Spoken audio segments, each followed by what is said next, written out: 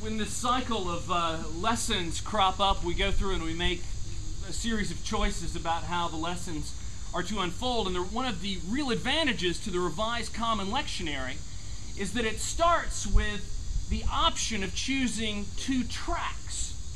And the two tracks are, one tends to be a narrative track, sort of the Genesis story, all of that, how that unfolds, the story of the patriarchs and the matriarchs, those sorts of things. And then the other is a prophecy track. So when I made this decision long ago about the prophecy track, I thought, it could be very interesting to talk about Hosea. But little did I know that it would be the parish picnic when we made this choice, some 6 months ago. So I'm not really prepared to do too much with Hosea, but I want to give you just a little snapshot about what's different about Hosea. It's a pretty ghastly story, and it obviously offends our sensibilities. What's important to know with Hosea, like all of the prophets, he is responsible for articulating the position of God as he understands it in his given historical context. God, as Hosea understands it, is very unhappy with Israel and likens Israel's behavior to that of an unfaithful spouse. So the life of Hosea is becoming a metaphor for Israel's unfaithfulness. And friends, with that, we're going to turn from Hosea and we will revisit him again at some other convenient time 3 years from now. That. The thing I'm really attracted to in the gospel lesson is what you're obviously attracted to as well, that kernel that is the Lord's Prayer. We have that sort of bare bones of it before it's expanded through some of the conversations with the other versions of it that exist in the Scriptures, but we have that marvelous sort of core. When you pray, say, Father, hallowed be your name, your kingdom come, give us our daily bread, forgive us our sins as we forgive those indebted to us, and do not bring us to the time of trial. And you think about the language of the Lord's Prayer and how familiar it is. I remember leading a service in a nursing home in the first parish I served for a group of people that largely were incapable of responding. The service was basically me doing both parts, the parts of the priest and the part of the people, because the congregation just was physically, mentally not able to do anything. And I remember, sort of rolling through the service, sort of hoping against hope that someone would respond. And no one could or did until we reached the Lord's Prayer. And you would look out, and there were probably 40 men and women seated in the congregation, and mouths would start to move. And you could barely hear as people were able to engage with something because it's so ingrained in us.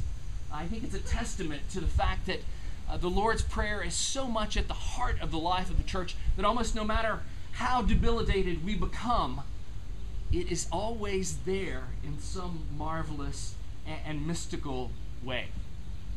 I think it's a testament to the beauty of the prayer as well. But what I want us to think about today is not the beauty of the prayer or the words, for that matter. What I'd like us to think about is the intent underneath the prayer.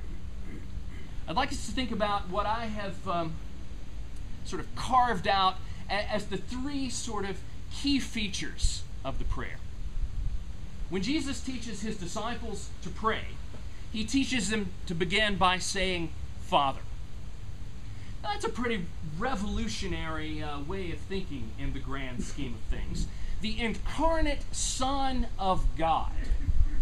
God made human flesh living amongst us, is inviting us to refer to God, his Father, in the same way that he does.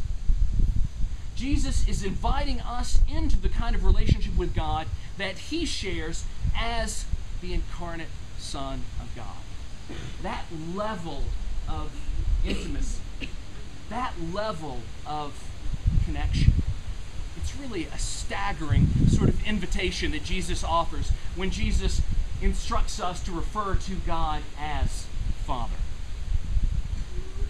Second, I would say that this prayer is about trust, particularly the line, "Give us each our daily bread."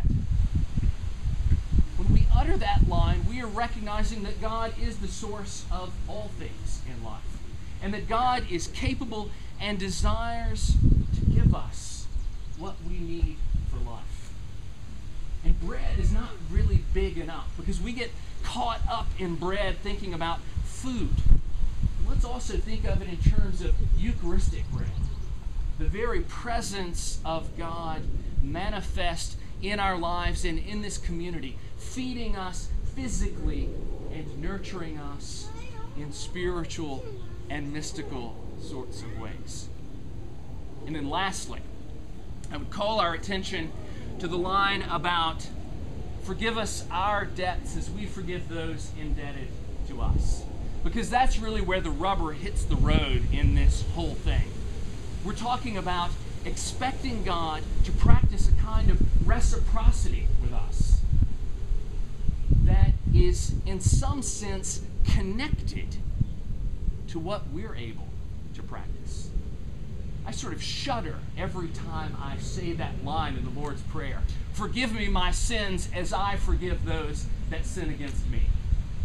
I'm actually hoping God is a little better at the forgiveness thing than I am, and is perhaps prepared to practice a bigger kind of grace with me than I'm prepared to practice with those in the world.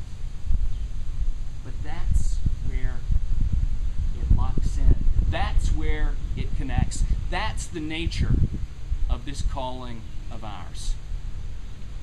So when you pray, and not just the Lord's Prayer, think about how you're related to God. What level of intimacy do you share with the God that created you? How much do you trust God?